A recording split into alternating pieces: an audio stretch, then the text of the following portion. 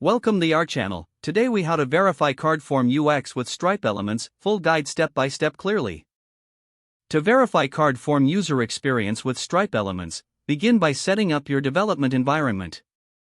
Install the Stripe library in your project using your preferred package manager. Create a new HTML file to serve as the container for your card form. In the HTML file, include the Stripe.js script in the head section to access Stripe's functionality.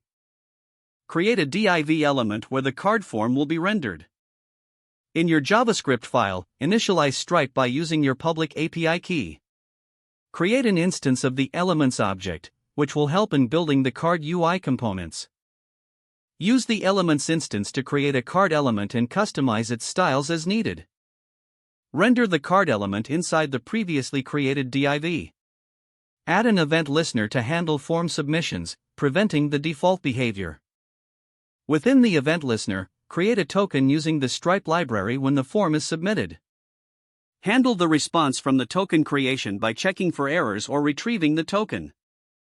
If successful, send the token along with any additional form data to your backend server. Ensure your backend is set up to handle the token and process the payment using Stripe's server-side API. Implement error handling to provide feedback to users in case of any issues during payment. Test the integration thoroughly in both test and live modes to ensure everything functions as expected. Ensure to follow best practices for user experience and security throughout the process. If the page does not load, refresh the browser or try again in a private or incognito window. Make sure you are using the correct email address, then retype it carefully to avoid small typos.